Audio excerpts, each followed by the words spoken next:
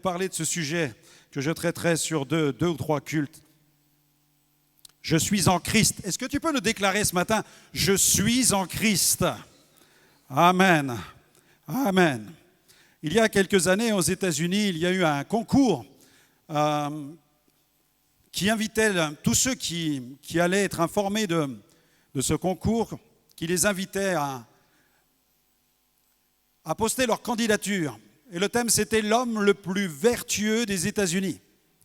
Alors, je vous laisse imaginer, il y a eu beaucoup de réponses. Il y en a beaucoup qui se sont portés candidats, qui avaient le sentiment d'être extrêmement vertueux. Ils voulaient absolument gagner ce concours. Et puis, les lettres sont parvenues en grand nombre, de nombreuses candidatures, tellement surprenantes, plus surprenantes les unes que les autres, dont l'une d'entre elles, sur laquelle, dans le courrier, on pouvait lire ceci. Voilà l'homme qui était candidat au fait d'être l'homme le plus vertueux de l'année. Il a écrit ceci: « Depuis plusieurs années, je ne bois pas et je ne fume pas. Je me lève tôt le matin et je me couche tôt le soir. Je ne regarde pas les programmes de télévision. Je ne trompe pas ma femme. J'ai une vie sérieuse et bien rangée. Et je mène cette vie depuis plus de 5 ans. S'il vous plaît, pour la remise du prix, pouvez-vous patienter encore quelques années? Car je vous écris de ma cellule où je suis en prison. Et il ne me reste encore qu'une bonne dizaine d'années à purger pour tous les méfaits que j'ai commis. » Une fois encore, la Bible a raison lorsqu'elle déclare dans Proverbes chapitre 20, verset 6, « Beaucoup de gens n'ont aucune difficulté à proclamer leur bonté. » Mais nous savons que seul Dieu peut transformer le cœur d'un homme. Amen. Seul Dieu a le pouvoir de nous transformer, pas n'importe quelle image à l'image de Jésus. Seule la grâce et l'œuvre du Saint-Esprit transforment. Seule la grâce et l'œuvre du Saint-Esprit peut produire une nouvelle créature. Je bénis Dieu parce que je suis une nouvelle créature. Amen. Et Paul a écrit ceci dans 2 Corinthiens chapitre 5. Prenez votre Bible, 2 Corinthiens 5, versets 16 à 17. 2 Corinthiens chapitre 5, versets 16 à 17. Vous connaissez, je pense, par cœur le verset 17. Mais j'ai été interpellé par le verset 16, juste avant. Il est très particulier et nous omettons souvent de le lire d'ailleurs. Et Paul écrit ceci: « Ainsi dès maintenant », 2 Corinthiens 5, 16, 17, « Ainsi dès maintenant, nous ne connaissons personne selon la chair. » Il s'adresse à des chrétiens. « Et si nous avons connu Christ selon la chair, maintenant nous ne le connaissons plus de cette manière. Si quelqu'un est en Christ, il est une nouvelle créature. Les choses anciennes sont passées, voici toutes choses sont devenues nouvelles. » Si quelqu'un est dans le Christ, il est une nouvelle créature. Les choses anciennes sont passées, voici toutes choses sont devenues nouvelles. Et Paul affirme qu'au sein de l'Église de Christ, nous ne devons plus considérer personne d'un point de vue naturel. Vous ne devez plus regarder quelqu'un avec un regard naturel. C'est ce que Paul écrit. « Ainsi, dès maintenant, nous ne connaissons personne selon la chair, mais nous connaissons les bien-aimés de l'Église selon l'Esprit. Au sein de l'Église, nous ne devons plus considérer personne du point de vue naturel, c'est-à-dire selon la chair. » C'est ce que les disciples à Jérusalem ont dû apprendre cela lorsqu'ils ont reçu la nouvelle que le persécuteur Saul de Tarse était devenu apôtre et qu'il prêchait l'Évangile, qu'il n'avait plus peur d'aller dans les synagogues et d'affirmer que Jésus est vraiment le Fils de Dieu. Les apôtres et les disciples de l'époque avaient peur parce qu'ils le considéraient selon la chair. Ils connaissaient Paul selon la chair, mais ils avaient besoin de le découvrir selon l'Esprit. Quand tu regardes ton frère et ta sœur, ne le considère plus avec l'œil de la chair, mais considère-le avec l'œil de l'Esprit. Regarde-le au travers du prisme de la grâce. Vois comment il a commencé à entrer dans un processus de transformation. Commence à lire dans sa vie ce que le Saint-Esprit est en train de faire et commence à rendre grâce à Dieu pour ce que le Saint-Esprit est en train de faire dans sa vie. Alléluia, car ce n'est que le début d'une œuvre de transformation. Et Dieu dit dans sa parole, ce que Dieu a commencé, il l'achèvera. Alléluia. Amen. Acte 9, 26, 30, lorsqu'il se rendit à Jérusalem, Saul tâcha de se joindre à eux, aux disciples et aux apôtres, mais tous le craignaient, ne croyant pas qu'il fût un disciple. Ils le voyaient selon la chair, ils voyaient un persécuteur. Alléluia, parmi nous, Il y avait peut-être des trafiquants de drogue, il y avait des adultères, il y avait toutes sortes de personnes qui vivaient d'une vie débridée, des consommateurs de drogue, des consommateurs d'alcool et de je ne sais quoi. Mais ça, c'était avant. Et lorsque quelqu'un vient dans notre assemblée, que le Saint-Esprit commence à faire une œuvre en lui, tu dois commencer à le voir maintenant selon l'Esprit et non plus selon la chair. Il ne croyait pas qu'il fût disciple. Alors Barnabas, l'ayant pris avec lui, le conduisit vers les apôtres. Il leur raconta comment sur le chemin Saul avait vu le Seigneur, qui lui avait parlé, et comment à Damas il avait prêché franchement au nom de Jésus. Il allait et venait avec eux dans Jérusalem, et il s'exprimait en toute assurance au nom du Seigneur. Il parlait aussi et il disputait avec les hellénistes, mais ceux-ci cherchaient à lui ôter la vie. Vous avez vu la vie chrétienne normale que vivait Saul de Tarse, devenu apôtre Paul? Vous avez vu les tensions, vous avez vu les combats, la menace qui pesait sur lui. Et lorsque les disciples ont vu qu'il était prêt à exposer sa vie pour l'Évangile, ils ont tous compris qu'il était véritablement converti. Les frères l'ayant su l'emmenèrent à Césarée et le firent partir pour Tarse. Amen. Quel regard est-ce que tu portes sur ton frère et ta sœur? Je ne dois pas considérer mon frère et ma sœur selon le naturel. Je dois le considérer selon le spirituel. Lorsque je regarde mon frère et ma sœur, je ne vois plus une personne ordinaire. Je vois une personne extraordinaire. Amen. Dis à ton frère et à ta sœur autour de toi, tu es extraordinaire. Alléluia. Tu es extra, tu peux même marquer une pause et dire tu es extraordinaire. Tu sors de l'ordinaire. Alléluia. Un frère me racontait cette semaine qu'il a eu une altercation avec un de ses collègues. C'était pour des questions d'appartenance ethnique. Et le frère, à un moment, lui a dit, écoute, tu sais, moi, en fait, il faut que tu saches une chose, je suis du ciel. Quand il lui a dit, je suis du ciel, il l'a perdu. L'autre l'a regardé avec des yeux hagards, il l'avait perdu. En effet, vous êtes du ciel, maintenant. Vous êtes participants de la nature divine. Vous êtes des nouvelles créatures. Je suis en Christ. Lorsque je déclare que je suis en Christ, je déclare que je suis une nouvelle créature. Romains 6, verset 11. Comment est-ce que tu te vois? Comment vois-tu ton frère et ta sœur? Mais comment est-ce que tu te vois toi-même lorsque tu te regardes? Cesse de voir la personne avec tous ses défauts, cesse de la voir avec une vision, celle du naturel. Regarde-toi avec la vision spirituelle. Romains 6, verset 11. Ainsi, vous-même, regardez-vous comme mort au péché et comme vivant pour Dieu en Jésus-Christ. Amen. Je suis en Jésus-Christ.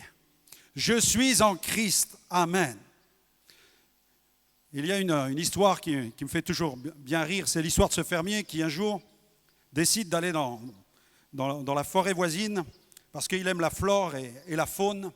Et il y va pour y apercevoir des animaux, pour y découvrir la nature. Et alors qu'il s'approche, tout à coup, il entend du bruit dans un buisson. Et quand il essaie de voir qu'est-ce qu'il y a à l'intérieur du buisson, il découvre un petit aiglon. Un petit aiglon qui a dû tomber de son nid et qui est arrivé là, sous ce buisson, qui est pris au piège du buisson d'épines. Alors, il sort, il vient extraire le petit aiglon et puis il voit qu'il est blessé, qu'il est affamé. Alors, il ramène le petit aiglon chez lui, à la ferme. Et puis là, il commence à le nourrir au milieu des dindes, des canards et des poules. Et de cette manière, les semaines passent, les mois passent, et même quelques années passent, 5 ans passent. Et le petit aiglon a grandi, mais il n'a pas appris à déployer ses ailes. Et en fait, il vit au milieu des dindes, des poulets et des canards. Et puis un jour, il y a un homme qui s'arrête à proximité, qui passe dans la région. Et cet homme est un spécialiste qui fait l'étude de la faune et de la flore. Et il décide donc d'aller frapper à la porte du fermier parce qu'il cherche un endroit bien précis qu'il voudrait aller découvrir et explorer. Et comme le fermier doit connaître la région, il se dit c'est là qu'il faut que j'aille demander. Et cet homme donc entre dans la propriété, dans la ferme, il commence à traverser la basse-cour, le naturaliste traverse la basse-cour, et puis il frappe à la porte du fermier, puis en frappant à la porte, il aperçoit les dindes, les poulets, les canards, et il aperçoit un aigle de 5 ans qui a les ailes qui traînent dans la poussière. Et le fermier ouvre la porte, et lui, vous cherchez quelque chose, il lui explique pourquoi il est là, et il lui dit, mais vous avez un problème, qu'est-ce que cet aigle fait ici?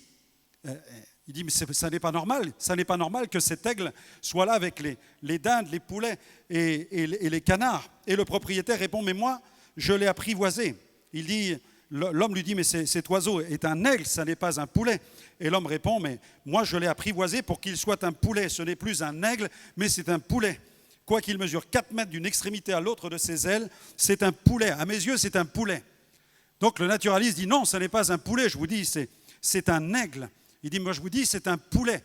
Alors le naturaliste prend l'aigle, il essaie de le porter, il le tient, et il commence à lui parler dans l'oreille, et il dit à l'aigle, il lui dit, tu es un aigle, tu es un aigle, tu n'es pas un poulet, tu n'es pas un canard, tu n'es pas une dinde, tu dois voler, tu dois t'envoler. Et il jette l'aigle, et boum, l'aigle retourne manger avec les dindes, les poulets et les canards. Et le fermier lui dit, je vous l'ai dit, c'est un poulet. Maintenant, c'est un poulet, ça n'est plus un aigle.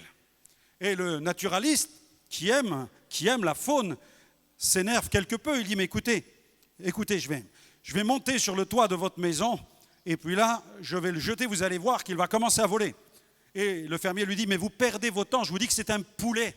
Il dit, mais non, moi je vous dis que c'est un aigle, il doit voler comme un aigle. Il a un ADN d'aigle, il doit voler comme un aigle. Alors il monte sur le toit de la ferme, et puis là, il se tient en équilibre sur la toiture, il jette l'aigle qui tout à coup vole, et ouf, retourne tout simplement manger avec les dindes, les poulets et les canards. Et le fermier rigole, il dit, je vous l'avais dit, je vous dis que c'est maintenant un poulet, ça n'est plus un aigle. Et le naturaliste en a assez, alors il dit, demain matin je reviens. Et le lendemain matin, le naturaliste revient, il vient avec son véhicule, il charge l'aigle dans le coffre, il se rend à la montagne voisine, et puis là, avec l'aigle dans un immense panier, il commence à le transporter jusqu'au sommet de la montagne. Il va gravir pendant plusieurs heures. Et arrivé au sommet de la montagne, il sort l'aigle et il lui montre la vallée. L'aigle regarde à droite, à gauche, et il veut le jeter, mais l'aigle tombe à terre. Alors il le reprend et il dit, je vais le refaire une seconde fois. Et puis, l'aigle ne se sent pas dans son environnement naturel. Alors il prend la tête de l'aigle et il pointe la tête de l'aigle en direction du soleil. Et lorsque l'aigle a regardé le soleil en face, sa vision a changé.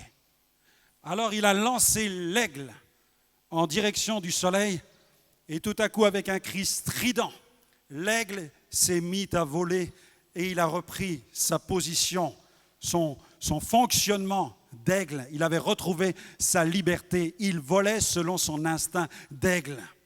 Quelle est ta nature en tant qu'enfant de Dieu? Est-ce que tu vis selon le standard que Dieu a prévu pour toi? L'aigle a regardé autour de lui. Il s'est mis à frémir comme si un courant de vie venait tout à coup de le traverser. Et tout à coup, ses ailes se sont déployées. Il a pris son envol. Il a poussé ce cri strident. Et il volait maintenant comme un aigle, parce que sa nature, son ADN est celui d'un aigle. Ton ADN, il est en Christ maintenant. Tu es une nouvelle créature. Tu ne dois plus vivre selon la chair. Tu ne dois plus vivre selon l'homme naturel. Tu dois vivre selon l'homme spirituel. Tu es un enfant de Dieu, tu es une nouvelle créature. Regarde-toi comme étant mort au péché, comme vivant pour Dieu. Ne réduis pas ton standard à vivre avec les poulets, avec les canards. Mais regarde le soleil de justice en face. Déploie tes ailes et vis pour la gloire de Jésus. Que tu puisses pousser ce cri strident de la victoire, de cette nature nouvelle, et proclamer que Jésus est le roi des rois, que tu es assis avec Christ dans les lieux célestes, dans sa gloire. Alléluia, acclame le Seigneur et vis pour la gloire de Jésus. Alléluia, nous sommes en Christ. Déclare-le ce matin. Nous sommes en Christ, je suis en Christ, déclare-le. Paul a fait plusieurs prières dans ce domaine. Prenez votre Bible, Éphésiens 1, versets 16 à 20. Éphésiens 1, versets 16 à 20. Une prière pour les croyants, il réclamait pour eux une profonde révélation du dessein de Dieu les concernant. Et je crois que c'est l'une des causes majeures de la fébrilité de la vie de bien des chrétiens, c'est qu'ils n'ont pas cette révélation du dessein de Dieu concernant leur destinée. Ils vivent en deçà du standard que Dieu a prévu pour eux. Alors ils boitent, spirituellement parlant, ils trébuchent, ils tombent, ils peinent à se relever et ils abandonnent la course. Mais là, Paul prie, et je crois que par la prière, nous Nous transformons les situations. Je crois qu'une église qui prie et qui intercède va vivre une croissance. Éphésiens 1, 16 à 20, « Je ne cesse de rendre grâce pour vous, faisant mention de vous dans mes prières. » Alléluia. « Afin que le Dieu de notre Seigneur Jésus-Christ, le Père de gloire, vous donne un esprit de sagesse et de révélation dans sa connaissance, et qu'il illumine les yeux de votre cœur, pour que vous sachiez quelle est l'espérance qui s'attache à son appel, quelle est la richesse de la gloire de son héritage qu'il réserve aux saints. Amen. Et quelle est envers nous qui croyons l'infinie grandeur de sa puissance, se manifestant avec efficacité par la vertu de sa force. » Quelle est cette force? Le texte dit, cette force, il l'a déployée en Christ, en le ressuscitant des morts et en le faisant asseoir à sa droite dans les lieux célestes. Amen, amen. Quelle prière, quelle prière. Et Paul ne fait pas des belles prières pour nous impressionner. S'il fait ces belles prières, c'est qu'il comptait bien qu'elles soient exaucées. Et quand il a réclamé cet esprit de révélation, cet esprit d'intelligence, il était conscient que le Saint-Esprit était le seul à pouvoir illuminer la vie intérieure d'un croyant pour qu'il prenne conscience de sa nature et du dessein que Dieu a pour lui. Amen. Vis ta vie spirituelle comme un aigle, les yeux fixés sur le soleil. Déploie la force de tes ailes dans le Christ. Amen. Et grandis dans ton ministère. Évolue dans ton service. Parce que le Seigneur ne désire pas te voir évoluer avec un corset spirituel. Il veut ta croissance, sans arrogance, sans orgueil, sans prétention, avec humilité, avec gloire, avec le désir d'honorer le Seigneur et aussi de bénir l'Église dans laquelle tu évolues. Amen. Gloire à Dieu. C'est là, avec son corps, que tu vas grandir. Dieu soit béni. Colossiens chapitre 1er, versets 9 à 11. Une autre prière. Colossiens chapitre 1er, versets 9 à 11. Paul écrit, « C'est pour cela que nous aussi, depuis le jour où nous en avons été informés, nous ne cessons de prier Dieu pour vous et de demander que vous soyez remplis de la connaissance de sa volonté, en toute sagesse et intelligence spirituelle, pour marcher d'une manière digne du Seigneur et lui être entièrement agréable, portant des fruits en toutes sortes de bonnes œuvres et croissant par la connaissance de Dieu, fortifiés à tous égards par sa puissance glorieuse, en sorte que vous soyez toujours et avec joie persévérants et patients. » Amen. Quelle prière que cet apôtre est. Il écrit à qui? Il écrit à une église. C'est pourquoi l'église est importante. C'est pourquoi ma part dans une église, ma participation à la vie d'église, mon implication au cœur de la communauté, mon attachement à la communauté, mon sentiment d'appartenance à la communauté sont extrêmement importants. Parce que si ta vie spirituelle ressemble à celle du nombre, tu vas passer à côté de la puissance de la prière. Tu vas passer à côté de l'exercice des ministères. Tu vas te priver de tout ce que l'Église peut communiquer, par la louange, par les dons spirituels, par les sentinelles qui intercèdent et qui proclament la gloire de Dieu. Amen. Moi, j'aime être là le dimanche. Amen. J'aime être dans mon Église. J'aime être présent au culte. Pourquoi? Parce que je vais être béni, parce que je vais recevoir. Imaginez que je reste à la maison le dimanche matin et que je profite du lit, des croissants avec mon épouse, et qu'on vous fasse un zoom en vous disant hey, « Salut l'Église, ça va ?» et que personne ne vienne prêcher. Vous allez dire « Oh, c'est quoi ce genre de pasteur? C'est pas possible, on ne peut pas fonctionner avec lui. » Comprenez? Mais moi, je viens non pas par obligation, je viens par bénédiction. Je viens parce que je sais que je vais être arrosé. Dès que je viens dans ce lieu et que je suis avec vous, vous me bénissez. Je suis béni par votre présence parce que je suis attaché au corps. Et de la même manière, vous êtes bénis par tous les services qui s'exercent au sein de la maison de Dieu. Vous n'êtes pas des mollusques, vous n'êtes pas des invertébrés. Vous avez une colonne vertébrale. Vous êtes attaché au tronc, vous êtes attaché à la colonne centrale qui s'appelle Jésus. Amen. Et vous l'avez compris. Vous ne basez pas votre foi sur moi, ni même sur tous les ministères de l'Église, mais sur la personne du Christ. Je suis en Christ, je suis en Jésus, et je suis attaché à son corps, le corps de Christ. Amen. Gloire à Dieu. Premier point ce matin. Déclare, je suis vivant pour Dieu. Déclare-le avec moi. Je suis vivant pour Dieu. Romains 6, 11, relis-le encore une fois. Ainsi vous-même, regardez-vous comme morts au péché et comme vivants pour Dieu en Jésus-Christ. Waouh! La Bible dit que la parole de Dieu, c'est comme un miroir. Jacques, c'est ce qu'il enseigne. Et il nous dit qu'il ne faut pas nous borner à écouter la parole de Dieu. On peut se borner à écouter la parole. On écoute, mais on ne met jamais en pratique. Et Jacques nous dit, ne vous bornez pas à écouter seulement la parole, mais mettez-la en pratique. Et là, regarde-toi dans la glace de la parole, regarde-toi dans le miroir de la parole. Et il dit, quand tu te regardes, tu te vois mort. Waouh! Tu dois voir une partie de ton existence qui est morte et une autre qui est vivante. Amen. Note bien cela. Tu dois te voir mort concernant les domaines. Quel domaine? Tu dois te voir mort concernant les domaines de la chair, les domaines de l'esprit du monde, les domaines du péché. Là, tu es mort. Vous savez, lorsque quelqu'un est mort, on ne peut plus connecter avec lui. Quelqu'un qui est mort ne répond plus. Si vous essayez de lui parler, vous allez découvrir que tous ses sens naturels sont en off. Sinon, c'est qu'il n'est pas mort. Mais si tous ses sens naturels sont en off, c'est closed, déconnecté. Vous pouvez toujours lui parler, vous pouvez toujours le toucher, vous pouvez toujours faire des grimaces. Il ne va pas vous répondre. Ça ne marchera pas, il n'y aura pas de réponse. C'est néant. Néant. La personne est morte. Les sens naturels sont off. Ils sont coupés, ils sont switchés. C'est terminé. Il n'y a plus rien à faire. Et Paul dit, concernant le péché, t'es off. Concernant les tentations, off. Le diable peut venir, il peut essayer par tous les moyens de te tenter, mais si tu veux vivre une vie de disciple, t'es off. Non, Satan peut essayer, tu dis non, ça ne marche pas, tu ne réponds pas. Le péché, l'ennemi peut frapper à ma porte, me solliciter, m'hameçonner, mais mon corps, ma chair ne répondra pas aux sollicitations malveillantes de Satan. Je suis mort. Mes sens naturels ne connectent plus avec les propositions de Satan.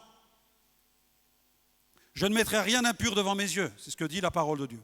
Rien d'impur devant mes yeux. Parce que Satan se sert de quoi pour attaquer notre vie intérieure? Il se sert de la stature physique avec laquelle Dieu m'a doté, mon corps. Dieu m'a doté d'un corps, Dieu m'a équipé d'un corps. À la base, je suis un esprit. Avant d'être un corps, je suis un esprit. Dieu est le Père des esprits. Et quand il nous crée, il donne un corps à l'esprit que nous sommes. Nous sommes des esprits habitant un corps. Et comment Satan essaye de nous attaquer dans l'esprit? Il va se servir du corps. Il va travailler avec nos sensations, il va travailler avec nos émotions, il va travailler avec tout le domaine de l'âme. Il va se servir de ce que nous voyons, de ce que nous touchons, de ce que nous sentons, de ce que nous ingurgitons. Il va se servir de tous nos sens pour impacter notre vie intérieure. Mais dans l'esprit, Christ règne. Dans mon esprit, Jésus est roi. Je suis une nouvelle créature, participant de la nature divine. Et Jésus maintenant habite dans mon esprit. Je suis sourd à ce que le diable, l'esprit du monde et la chair me proposent. Amen, je suis sourd. Je suis aveugle à ce que le diable, l'esprit du monde et la chair me proposent. Je ne veux plus toucher ce que l'ennemi me propose. Je n'ai pas envie de goûter ou de sentir ce qu'il me propose. Paul dit, vous êtes morts au péché, vous êtes morts à l'esprit du monde, vous êtes morts aux sollicitations de Satan. C'est tellement insipide ce que Satan nous propose. C'est tellement toxique. Mais il dit, vous êtes vivants pour Dieu en Jésus-Christ. Amen. Donc, prenez votre Bible, Galates 2:20, regardez. Voilà comment vous êtes morts. Pourquoi vous choisissez d'être morts? Non pas pour vous autoflageller, vous priver de tout ce que le monde peut offrir. Vous savez, dans le monde, il y a des bonnes choses qui ne vont pas nuire à votre vie spirituelle, et heureusement. Parce que le monde a été créé à l'image de... Dieu a créé le monde, et nous avons été créés à l'image de Dieu. Il y a des choses qui sont bonnes, qui sont légitimes dans le monde. Il y a plein de choses que nous pouvons faire dans le monde qui sont agréables, qui sont bonnes, que nous pouvons savourer. Il y a la bonne cuisine, il y a la nature, il y a certaines festivités qui n'ont rien d'illégitime, qui sont une véritable bénédiction. Il y a des œuvres qui sont accomplies, des programmes dans le monde qui peuvent être une bénédiction. Vous pouvez aller voir un match de foot. La Bible n'interdit pas d'aller voir un match de foot. Est-ce que je peux entendre un amen à cela? Amen. Bon, Seigneur. Merci, Seigneur. Amen. Tu les bénis. Alléluia. La Bible ne dit pas, tu n'iras pas voir de match de football. Vis chez toi, replié dans ta prayer room. Tu vas vivre dans ta petite petite cellule de prière, tu vas mettre des pointes par terre, tu vas mettre tes genoux sur les pointes, et puis là tu vas prier pour bien souffrir et bien faire mourir le monde dans ta chair. Ça, c'est ce que la religion a enseigné. Mais nous ne sommes pas dans ce trip-là, nous ne sommes pas dans ces choses-là. Rien à voir avec la crucifixion de la chair. Non, regardez, Galates 2:20, j'ai été crucifié avec Christ. Si je vis, ce n'est plus moi qui vis, c'est Christ qui vit en moi. Et c'est Christ vit en moi. Je vis maintenant dans la chair, c'est-à-dire dans mon corps, mais je vis dans la foi au Fils de Dieu qui m'a aimé, qui s'est livré lui-même pour moi. Alléluia. Aujourd'hui, en Jésus, je suis vivant pour Dieu. Déclare-le. En Jésus, je suis vivant pour Dieu. Amen. Déclare-le chaque jour. En Jésus, je suis vivant pour toi maintenant. Je suis mort au péché, gloire à Dieu, mais je suis vivant pour Dieu. Je suis vivant pour Dieu. Pourquoi ? Quelqu'un de vivant, mes amis, et qui est en pleine santé, il voit, il entend, il touche, il sent. Alléluia. Il a des sens. Eh bien, au plan spirituel, je suis vivant pour Dieu. Je désire voir sa gloire. Qui veut voir la gloire de Dieu avec les yeux de l'esprit ? Amen. Parce que tu es vivant pour Dieu. Je ne peux pas concevoir mon ministère et ma vie chrétienne sans désirer voir la gloire de Dieu. Je suis affamé 24 heures sur 24, bien-aimé, de voir la gloire de Dieu dans la ville où j'habite. Je suis affamé à tel point que je ne peux pas me contenter de ce que j'ai aujourd'hui, sachant que tu as décidé de me donner davantage. Alléluia. Acclame le Seigneur, tu as le droit de l'acclamer. C'est la vie chrétienne normale. Ton Dieu veut tellement plus pour toi. Ton Dieu veut tellement plus pour toi. Je veux voir sa gloire. Je désire entendre sa voix. Dis-le, je désire entendre ta voix, Seigneur. Je désire toucher le cœur de Dieu. Répète-le, je désire toucher le cœur de Dieu. Je désire goûter que Dieu est bon. Et la Bible dit, goûtez et voyez combien l'Éternel est bon. Amen. Je désire ressentir sa présence. Alléluia.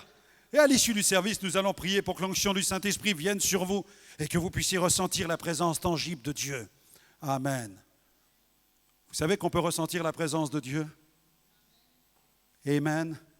David ressentait dans ces moments d'intense prière les passages, il parlait de flots qui passaient sur son âme, qui venaient caresser sa vie intérieure, la restaurer, la rétablir et la transformer. Amen. Je suis vivant. Je veux le déclarer ce matin. Je suis vivant pour Dieu. Je suis vivant pour Dieu. Je suis mort au péché, mais je suis vivant pour Dieu. Deuxième point, je suis libre de la condamnation. Confesse-le, je suis libre de la condamnation. Alléluia. Romains 8, verset 1er. Lis le verset avec moi. Romains 8, verset 1er. Romains 8, verset 1er ensemble. Il n'y a donc maintenant plus aucune condamnation pour ceux qui sont en Jésus-Christ. Et je veux entendre une acclamation avec ça.